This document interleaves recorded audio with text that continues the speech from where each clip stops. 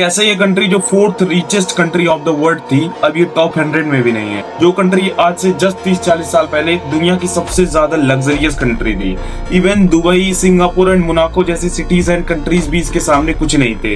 वो इकोनॉमी आज कैसे कोलैप्स हो जाती है कि वहाँ के लोगों के पास अब 2 वक्त की रोटी तक नहीं है। ऐसा क्या हो जाता है? तो होता क्या है, 1950 से 1980 के टाइम पीरियड में भाई वेनेजुएला अपने बूम पर था, क्योंकि इनके पास ऑयल बहुत था। इवन सऊदी अरेबिया से भी ज्यादा क्रूड ऑयल, इतना ऑयल था इनके पास कि उस वक्त ये जापान से भी ऊपर थे और fourth richest country of the world थे। 90% इकोनॉमी इनकी ऑयल से ही चलती थी, लेकिन उन्हें ये नहीं पता था कि यही ऑयल उन्हें एक दिन सड़क पे ला देगा। तो दरअसल होता क्या है, 1980 के अराउंड में जब सऊदी अरेबिया, इराक, रशिया और कनाडा जैसे बड़े बड़े जायंट्स ऑयल मार्केट में अपना कदम रखने लगे, तो अब गॉस ऑयल का प्राइस जो है वो कम होने लगा और बहुत ज्यादा कम होने लगा इवन, क्योंकि तब तक वेनेजुएला 70% ऑयल ट्रेड वर्ल्ड का खुद ही लीड करता था। लेकिन जब ये लोग मार्केट में आते हैं तो प्राइस बहुत ज्यादा डाउन हो जाता है और यहाँ पर क्रैश आ जाता है वेनेजुएला के मार्केट में, जिसकी वजह से इनकी फैक्ट्रीज बंद होने लगती हैं, करप्शन बहुत ज्यादा बढ़ने लगता है और इवन बिलियंस ऑफ डॉलर का कर्जा हो जाता है सरकार पे। लेकिन तभी यहाँ का जो नया लीडर बनता है ह्यूगो चावेज, इसने क्या किया, इसने माइंस वगैरह को, ऑयल इंडस्ट्री को पूरी तरीके से नेशनलाइज कर दिया कि अब पूरी तरीके से गवर्नमेंट के हाथों में होगी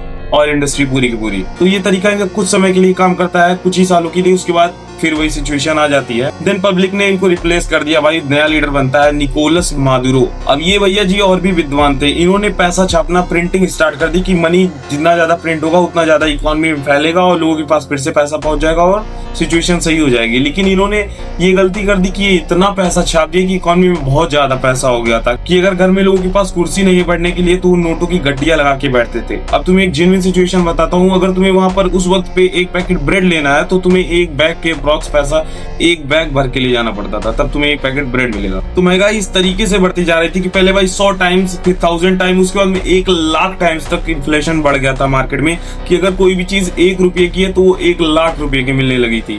ऐसा सिचुएशन हो गया था। लेकिन ऐसी बात नहीं है कि लोगों के पास पैसा नहीं था, उसी हिसाब से पैसा भी इकोनॉमी में बहुत ज्यादा पहुंच गया था। वही रीजन था कि चीजें इतनी ज्यादा लाख लाख गुना महंगी हो रही थी, जिसकी वजह से इनका ग्लोबल ट्रेड भाई रुक गया था। बाहर के लोग, बाहर की कंट्रीज इनसे खरीदना ही नहीं चाहते थे, क्योंकि अगर ये लोग महंगा खरीदते थे तो महंगा बेचते भी थे उसी हिसाब से। बट बाहर की कंट्रीज में महंगाई नहीं है, तुम्हारे यहाँ महंगाई है, हर जगह महंगाई नहीं है, तो उस रेट पर कोई नहीं खरीदना चाहता था। इसलिए इनकी इकोनॉमी धीरे धीरे इसी तरीके से कोलैप्स हो जाती है पूरी तरीके से। मतलब जहां पर एक fourth richest economy of the world थी, इनकी सिचुएशन इतनी डिसरप्ट हो जाती है क्योंकि इनके पास प्रॉपर लीडर ही नहीं था, कोई जो इकोनॉमी को लीड कर सके। और आज ऐसी सिचुएशन हो गई है कि ये लोग टॉप 100 में भी नहीं है और इनकी ओवरऑल जीडीपी आज के टाइम पे 100 बिलियन के आसपास ही है बस।